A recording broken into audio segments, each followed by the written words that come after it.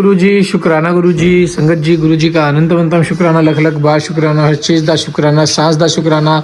संगत जी, गुरु जी की ब्लेसिंग्स हमें बहुत अनेकों रूप में मिलती है। सबसे पहले गुरु जी के दर्शन करो रेड चोले में, गुरु जी की आंखों में देखो ध्यान से, आपको कितने प्यारे दर्शन हो रहे हैं गुरु जी के। संगत जी, गुरु जी दर्शन देते हैं और गुरु जी की ब्लेसिंग्स बहुत प्यारी है। गुरु जी का ब्लेस करने का तरीका बहुत अलग है। संगत जी, गुरु जी आपको ब्लेस इतने तरीके से करते हैं, इतने तरीक़ों से करते हैं कि हमें पता ही नहीं। कभी कभी हमें लगता है कि हमारे लिए नहीं है, लेकिन वो हमारे लिए होता है और उसमें एक ऐसी ब्लेसिंग्स होती है जिसकी हमें कल्पना भी नहीं है। अब संगत जी, 1 दिसंबर 1 जनवरी आने में, सॉरी, नया साल आने में सिर्फ 40 से 42 दिन बचे हुए हैं। ये 40 से 42 दिन आप अमृत वेला पकड़ लो और नए साल वाले दिन भी अमृत वेला ख़त्म करना, तो देखना न, जैसे अमृत वेला ख़त्म होगा ना, आपका नया साल शुरू होगा। वो नया साल नहीं होगा, वो आपकी ज़िंदगी का नया चैप्टर शुरू होगा, और जिसमें ब्लेसिंग से ब्लेसिंग, गुरु जी की ब्लेसिंग्स, गुरु जी जिसमें अनंत ब्लेसिंग से आपके जीवन के अधूरे हिस्से को पूरा भर देंगे। जीवन में आपको कभी किसी चीज़ की गुरु जी कमी नहीं होने देंगे। जो संगत अमृत वेला करती है ना, वो कभी भी तंग नहीं रहती, वो किसी भी चीज़ से कभी परेशान नहीं होती, चाहे वो कितनी तंगी घर में क्यों ना आ जाए, उसको कभी किसी के आगे हाथ फैला के मांगने की जरूरत नहीं पड़ेगी। ये गुरुजी दावा करते हैं। और इससे बड़ी बात क्या चाहिए कि आपके घर में कितनी मुसीबत क्यों ना आ जाए, आपको सिर्फ गुरु जी के आगे हाथ फैलाने पड़ेंगे और किसी के आगे ना फैलाने पड़ेंगे। क्योंकि रिश्तेदार और यार दोस्त तो आपको भी पता आजकल से मजाक क्यों उड़ाते हैं कि इनका तो नुकसान हो गया, ये हो गया। तो संगत जी, इसलिए कह रहा हूँ 40 दिन 41 दिन बचे हुए हैं, अमृत वेला पकड़ लो। अमृत वेले में उठ के जपजी साहिब का पाठ, शिव पुराण का पाठ शुरू कर दो। 40-41 दिन नया साल शुरू होगा और आपकी ज़िंदगी का नया चैप्टर शुरू होगा। तो संगत जी, देखना ब्लेसिंग से ब्लेसिंग होगी।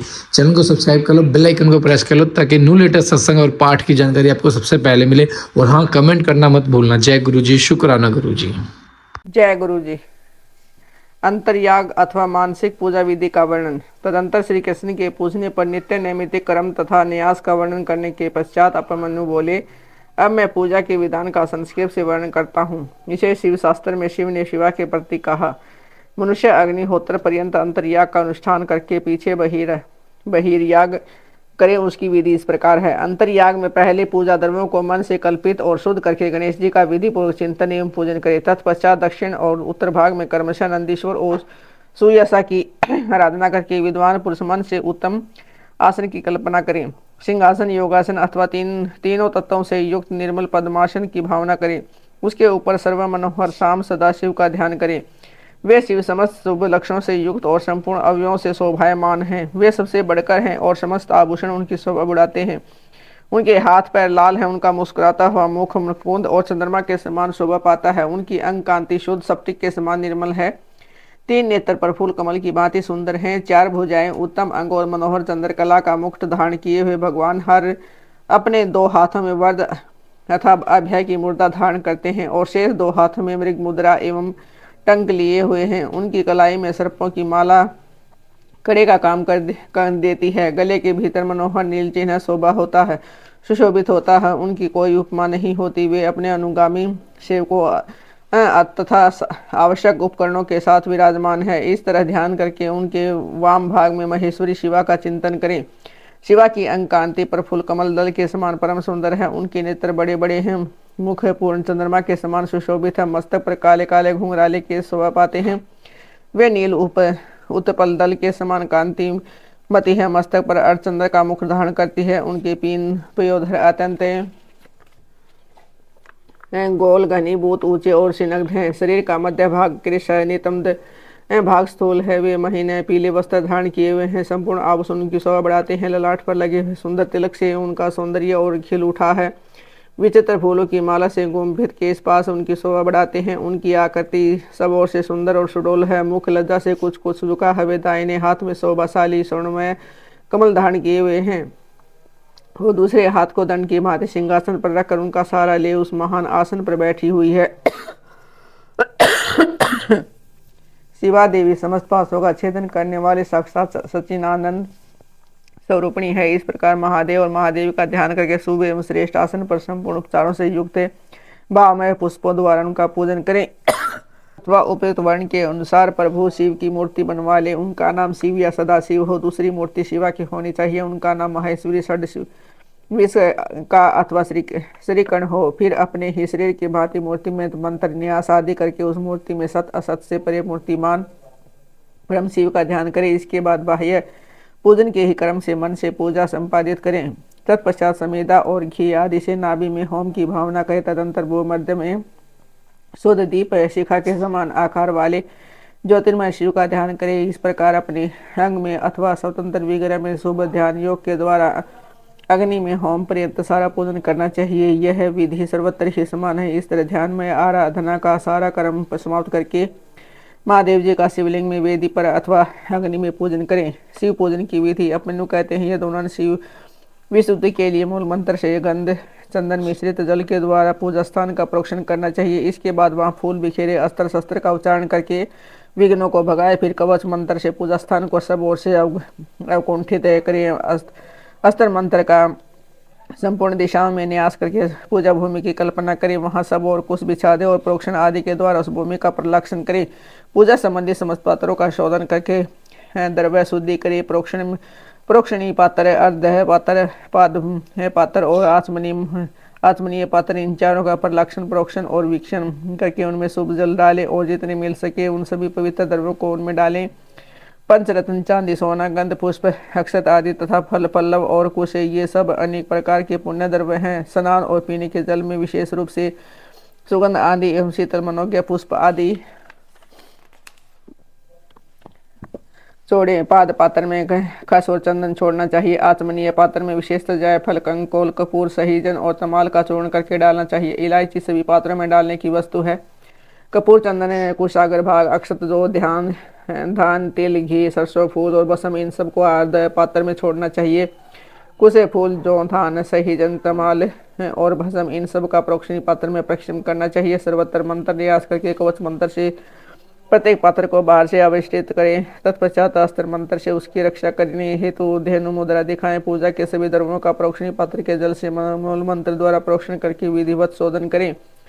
श्रेष्ठ साधक को चाहिए कि अधिक पात्रों के न मिलने पर सब कर्मों में एकमात्र प्रोक्षणी पात्र को ही संपादित करके रखें और उसी के जल से सामान्यतः अज्ञ आदि दे। तत्पश्चात मंडप के दक्षिण द्वार भाग में भक्ष्य भोजन आदि के कर्म से विधि पूर्वक विनायक देव की पूजा करके अंतपुर के स्वामी साक्षात नंदी की बलि भांति पूजा करें।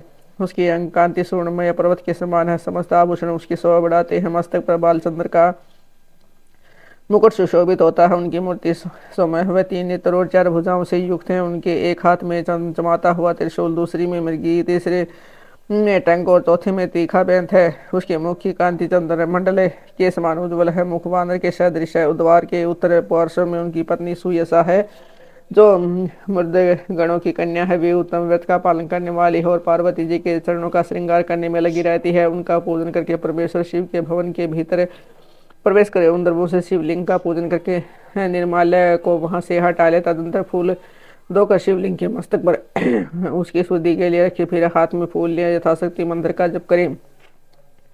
इससे मंत्र की शुद्धि होती है। ईशान कोण में चंडी की आराधना करके उसे प्रोक्त निर्माल्य अर्पित करें। तत्पश्चात इस देव के लिए आसन की कल्पना करें। कर्मशय आधार आदि का ध्यान करें। कल्याण में आधार शक्ति बोतल पर विराजमान है और उनकी अंग कांति श्याम है। इस प्रकार उनके स्वरूप का चिंतन करें। उनके ऊपर फन उठाए सर्पाकार अनंत बैठे हैं, जिनकी अंग कांति उज्ज्वल है। वे 5 फनों से युक्त है और आकाश को चाटते हुए से जान पड़ते हैं। अनंत के ऊपर भद्रासन है, जिसके चारों पायों में सिंह की आकृति बनी हुई है। ये चारों पाए कर्मशः धर्म, ज्ञान, वैराग्य और ऐश्वर्य रूप हैं। धर्म नाम वाला पाया आग्नेय कोण में है और उसका रंग सफेद है। ज्ञान नामक पाया नैऋत्य कोण में है और उसका लाल रंग है। वैराग्य वायव्य कोण में है और उसका रंग पीला है। ऐश्वर्य ईशान कोण में है, उसका वर्ण श्याम है। अधर्म आदि उस आसन के पूर्वादि भागों में कर्म से स्थित हैं, अर्थात अधर्म पूर्व में, अज्ञान दक्षिण में, अवैराग्य पश्चिम में और अनैश्वर्य उत्तर में है। उनके अंग राजावर्त मणि के समान है। ऐसी भावना करनी चाहिए कि उस भद्रासन को ऊपर से आसादित करने वाला सफेद निर्माला पद्ममय आसन है। अणिमा आदि 8 ऐश्वर्य गुण ही उस कमल के 8 दल हैं। वामदेव आदि रुद्र अपनी वामा आदि शक्तियों के साथ उस कमल के केसर हैं। वे मनोमणि आदि अंतर शक्तियां ही बीज हैं। अपर वैराग्य कर्णिका है। शिव स्वरूप ज्ञान नाल है। शिव धर्म कंद है। कर्णिका के ऊपर 3 मंडल सूर्य मंडल और वाहिनी मंडल तथा उन मंडलों के ऊपर आत्म तत्व, विद्या तथा शिव तत्व रूप त्रिविध आसन है। इन सब आसनों के ऊपर विचित्र बिछोनों से आच्छादित एक शुद्ध दिव्य आसन की कल्पना करें जो शुद्ध विद्या से अत्यंत प्रकाशमान हो। आसन के अनंतर आह्वान, स्थापन, सन्निरोधन, निरीक्षण एवं नमस्कार करें। इन सब की पृथक पृथक मुद्राएं बांध कर दिखाएं। तदंतर पाद, आचमन, अर्घ्य, स्थानीय वस्त्र, यज्ञ को पवित्र गंध, पुष्प, धूप, दीप और तांबुल देकर शिवा और शिव को शयन कराए अथवा उपयुक्त रूप से आसन और मूर्ति की कल्पना करके मूल मंत्र एवं अन्य ईशान आदि ब्रह्म मंत्रों द्वारा सकलीकरण की क्रिया करके देवी पार्वती सहित परम कारण शिव का आह्वान करे। भगवान शिव की कांति शुद्ध स्फटिक के समान उज्ज्वल है। वे निश्चल, अविनाशी, समस्त लोगों के परम कारण, सर्वलोक स्वरूप, सबके बाहर भीतर विद्यमान, सर्वव्यापी, अणु से अणु और महान से महान है। भक्तों को अनायासी दर्शन देते हैं। सबके ईश्वरीय अवयव हैं। ब्रह्मा, इंद्र, विष्णु, रुद्र आदि देवताओं के लिए वे अगोचर हैं। संपूर्ण वेदों के साथ तथा विद्वानों की विदृष्टि पथ में नहीं आते हैं। आदि, मध्य और अंत में रहित है। भाव रोग से ग्रस्त प्राणियों के लिए औषध रूप हैं। शिव तत्व के रूप में विख्यात है और सबका कल्याण करने के लिए जगत में सुस्थिर शिवलिंग के रूप में विद्यमान है। ऐसी भावना करके भक्ति भाव से गंध, धूप, दीप, पुष्प और नैवेद्य, इन 5 उपचारों द्वारा उत्तम शिवलिंग का पूजन करें। परमात्मा महेश्वर शिव की लिंगमयी मूर्ति के स्नान काल में जय जयकार आदि शब्द और मंगल पाठ करें। पंचगव्य, घी, दूध, दही, मधु और शर्करा के साथ, फल मूल के साथ, तत्व से तेल, सरसों, सूत के उबटन से, जौ आदि के उत्तम बीज से, उड़द आदि के चूर्णों से, आटा आदि से आलेपन करके गर्म जल से शिवलिंग को नहलाएं। लेप और गंध के निवारण के लिए बेलपत्र आदि से रगड़े, फिर जल से नहलाकर चक्रवर्ती सम्राट के लिए उपयोगी उपचारों से सुगंधित तेल, पुलेल आदि के द्वारा सेवा करें। सुगंधित युक्त आंवला और हल्दी भी कर्म से अर्पित करें। इन सब वस्तुओं से शिवलिंग अथवा शिव मूर्ति का भली भांति शोधन करके चंदन मिश्रित जल, कुश, पुष्प युक्त जल, सुवर्ण एवं रत्न युक्त जल तथा मंत्र से जल से कर्म से स्नान कराएं। इन सब द्रव्यों का मिलना संभव न होने पर यथासंभव संग्रहित वस्तु से युक्त जल द्वारा अथवा केवल मंत्राभिमंत्रित जल द्वारा श्रद्धापूर्वक शिव को स्नान कराएं। कलश, शंख और वर्धनी से तथा कुश और पुष्प से युक्त हाथ के जल से मंत्रोच्चारण पूर्वक इष्ट देवता को नहलाना चाहिए। पवमान सूक्त, रुद्र सूक्त, नीलरुद्र सूक्त, त्वरित मंत्र, लिंग सूक्त आदि सूक्त अथवा शीर्ष, ऋग्वेद, सामवेद, शिव संबंधी ईशान आदि पंच परम मंत्र, शिव मंत्र तथा प्रणव से देव देवेश्वर शिव को स्नान कराएं। जैसे महादेव जी को स्नान कराएं उसी तरह महादेवी पार्वती को भी स्नान आदि कराना चाहिए। इन दोनों में कोई अंतर नहीं है क्योंकि वे दोनों सर्वथा समान है। पहले महादेवी के उद्देश्य से स्नान आदि क्रिया करके फिर देवी के लिए उन्हें देवादिदेव के आदेश से सब कुछ करें। अर्धनारीश्वर की पूजा करनी हो तो उसमें पूर्वापर पर विचार नहीं है, तो उसमें महादेव और महादेवी का की साथ साथ पूजा होती रहती है। शिवलिंग में अन्यतर मूर्ति आदि में अर्धनारीश्वर की भावना से सभी उपचारों का शिव और शिवा के लिए एक साथ ही उपयोग होता है। पवित्र सुगंधित जल से शिवलिंग का अभिषेक करके उसे वस्त्र से पोंछे, फिर नूतन वस्त्र एवं यज्ञोपवीत चढ़ाएं। तत्पश्चात पाद, आचमन, अर्घ्य, गंध, पुष्प, आभूषण, धूप, दीप, नैवेद्य, पीने योग्य जल, मुख शुद्धि,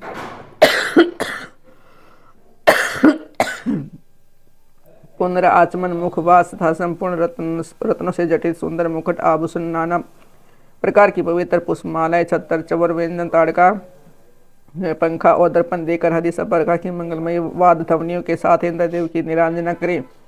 उस समय गीत और नृत्य आदि के साथ जय जयकार भी होनी चाहिए। सोना, चांदी, तांबा तथा मिट्टी के सुंदर पात्र में कमल आदि के शोभायमान फूल रखे, कमल के बीज तथा दही, अक्षत आदि भी डाले। त्रिशूल, शंख, 2 कमल है, नंदावर्त नामक शंख विशेष, सूखे गोबर की आग, श्रीवत्स, स्वस्तिक, दर्पण, वज्र तथा अग्नि आदि से छिन्नित पात्र में 8 दीप रखे, वे 8 दिशाओं में रहें और 9वां दीप मध्य भाग में रहे। 9 दीपों में वामा आदि 9 शक्तियों का पूजन करें। फिर कवच मंत्र से आच्छादन और अस्त्र मंत्र द्वारा सब ओर से संरक्षण करके धेनु मुद्रा दिखाकर दोनों हाथों से पात्र को ऊपर उठाएं अथवा पात्रों में क्रम से 5 दीप रखें। चारों कोनों में और एक को बीच में स्थापित करें। तत्पश्चात उस पात्र को उठाकर शिवलिंग या शिव मूर्ति आदि के ऊपर क्रम से 3 प्रकार प्रदक्षिणा क्रम से घुमाए और मूल मंत्र का उच्चारण करता रहे।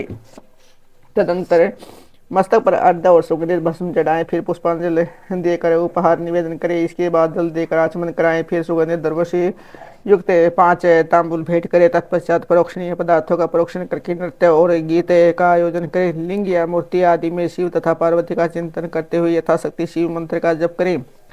जब के पश्चात प्रदक्षिणा, नमस्कार, स्तुति पाठ, आत्मसमर्पणता कार्य का विनय पूर्वक विज्ञापन करें। फिर अर्घ्य और पुष्पांजलि दें।